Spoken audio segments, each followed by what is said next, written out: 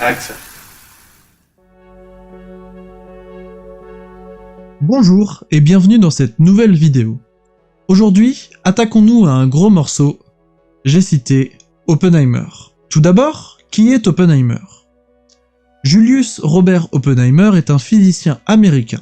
Il est notamment connu pour son implication et sa direction du projet Manhattan, visant à percer les secrets de la thermonucléaire et ainsi créer la bombe atomique. C'est d'ailleurs grâce à l'œuvre de sa vie qu'il se verra attribuer le surnom du père de la bombe atomique. Torturé mais surtout passionné, il va franchir un grand nombre de limites jusqu'à atteindre le point de non-retour, Hiroshima et Nagasaki. Rongé par le regret, il finira sa vie torturé à cause des reproches et des critiques d'un gouvernement qui l'aura totalement abandonné. Il mourra d'un cancer du larynx en 1967, soit 4 ans après sa réhabilitation officielle par le gouvernement américain. Le film, d'une durée de 3 heures, est donc un biopic sur le physicien. Réalisé par Christopher Nolan et sorti en 2023, c'est le 12e film du réalisateur. Le film dispose d'un budget de 100 millions de dollars. Comme d'habitude, pour cette critique, nous évoquerons d'abord les points positifs, les points négatifs, et je finirai par vous donner mon avis sur le film. Premièrement, les points positifs. Pour moi, le principal point positif du film est la photographie. En effet, je la trouve hyper travaillée. On a des plans qui prennent le temps de montrer les réactions de tous les personnages, et de toutes les étapes de l'histoire de Hopi. On a d'ailleurs le droit à une explosion impressionnante qui est le test de la bombe atomique. Pour anecdote, Nolan a décidé d'utiliser de vraies explosions pour garder un maximum de réalisme et éviter le surplus de CGI. Pour moi, le deuxième point positif de ce film est son casting. En effet, on y retrouve des acteurs 5 étoiles, comme Cillian Murphy, Emily Blunt, Robert Downey Jr., Florence Pugh ou encore Rami Malek, pour ne citer que. Chacun interprète hyper bien son personnage, et on y croit. Ensuite, le troisième point positif est le réalisme. En effet, chaque étape de l'histoire d'Oppenheimer est très bien réalisée et permet une immersion quasi totale dans cette histoire vraie dramatique. Quatrième point positif, le traitement sonore. L'expérience cinéma est incroyable grâce à un traitement de chaque son très poussé qui permet une immersion totale. Cinquième et dernier point positif, un film en 2 parties très bien articulées. Je m'explique. On a un film scindé en 2 entre la création scientifique de la bombe atomique et le procès des conséquences de l'utilisation de cette dernière. Tout cela en 3 heures, mais plutôt bien articulé, on a un intérêt constant du début à la fin. Ensuite, passons au point négatif.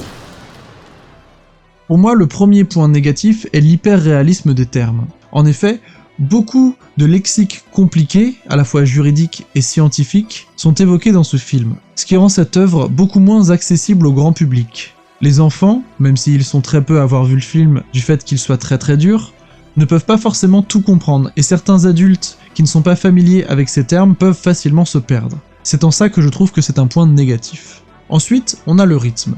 Comme évoqué, nous avons 2 intrigues principales, mais le traitement de ces dernières, bien que très intéressant, est un petit peu impacté par le passage entre la couleur, le noir et blanc, et la chronologie qui permet d'aborder ces événements. En effet, il est facile de se perdre, et tout le monde n'a pas tout compris au premier visionnage. Troisième point négatif, même si celui-ci ne m'a pas dérangé, c'est la durée. En effet, 3 heures pour un biopic, pour une histoire vraie assez dure, ça peut paraître compliqué, et je sais que ça en a effrayé certains. Mais bon, moi j'ai vraiment pris énormément de plaisir pendant 3 heures. Point négatif suivant, le timing. Alors celui-là, je savais pas vraiment s'il fallait le placer dans les points positifs ou les points négatifs, car il a fait beaucoup polémique. En effet, le film est sorti en même temps que Barbie, créant le phénomène Barbenheimer. Certes, on a eu un gros coup de communication, mais certains ont aussi boycotté la hype, ça a divisé le public, certains étaient plus à dire ouais on va enchaîner les deux, comme moi par exemple, je me suis fait une après-midi où j'ai vu les deux, et d'autres justement ont trouvé que sortir un film dramatique comme Oppenheimer et un film plutôt, on va qualifier ça de joyeux, d'enfantin, de tout public comme Barbie au même moment, et bah c'était pas forcément positif, surtout que c'était 2 films à gros budget, et donc il y a eu un énorme boycott de gens qui ont décidé de ne pas aller voir ces 2 films. Mais bon, je pense que ce qui était voulu, c'était le coup de com', et franchement ça a marché. Dernier point négatif, pour moi, c'est le fait d'avoir adouci le personnage d'Oppenheimer. Quand on fait quelques recherches sur le personnage, on peut voir que c'est quelqu'un de très torturé, alors que dans le film, bien qu'absent pour sa famille, le perso est moins horrible, moins torturé psychologiquement, même si attention, il est un petit peu torturé quand même, et on le voit surtout moins violent et moins agressif dans ses propos et dans ses gestes avec ses collègues et ses proches. Donc, pour moi, le fait de l'adoucir, le rendre peut-être un petit peu plus tout public, c'est modifier quelque peu l'histoire de base pour le rendre un petit peu plus lisse, et j'ai trouvé ça un petit peu dommage. Passons maintenant à mon avis sur ce film. Personnellement, j'ai vraiment adoré le film, les 3 heures sont passées hyper vite, et j'ai été ébloui par le travail de l'image. J'ai été totalement immergé dans les 2 intrigues du début à la fin. J'ai adoré le casting et le traitement sonore. L'expérience cinéma était vraiment incroyable et pour moi c'est vraiment un gros plus. J'ai passé un moment mémorable en salle. Je connaissais un petit peu l'histoire, mais vraiment pas tous les détails et j'ai pris énormément de plaisir à tout découvrir et à voir comment Nolan avait documenté son film. J'ai adoré le personnage de Albert Einstein et sa ressemblance entre l'acteur et le vrai physicien. J'ai également adoré le jeu de Cillian Murphy et de Robert Downey Jr. et de la dynamique entre les deux lors de la partie procès de l'intrigue. J'ai également vraiment adoré l'idée de varier les couleurs en fonction des intrigues, de passer de la couleur au noir et blanc.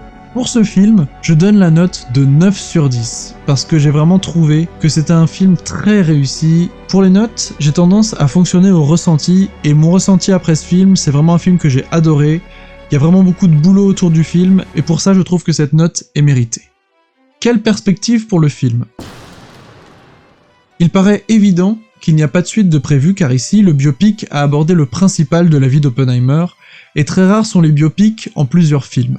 Mais Nolan pourrait bien refaire ce genre de film avec un autre personnage au vu du succès du film.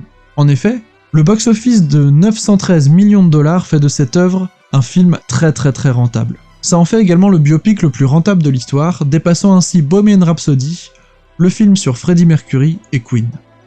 Le retour critique encense également le film, les avis sont très positifs, le film est donc un succès sur tous les points. Cela pourrait donc encourager Nolan à réfléchir à d'autres biopics. A noter que le film a toutefois le droit à sa polémique, notamment sur les retombées du côté asiatique, les questions de cancer, d'empoisonnement à cause des retombées radioactives, et toute la douleur que cela a causé. Nolan invoque un devoir de mémoire, là où les Japonais trouvent qu'il y a un énorme manque de respect, notamment dû au fait que la mémoire de tous n'a pas été respectée. Et voilà, c'est déjà la fin de cette vidéo de mon avis et de la critique du film Oppenheimer. Si cette vidéo t'a plu, et que tu veux me soutenir, n'hésite pas à la liker, à t'abonner, et à me partager ton avis sur le film en commentaire. C'était Greg pour Popcorn Studios, coupez!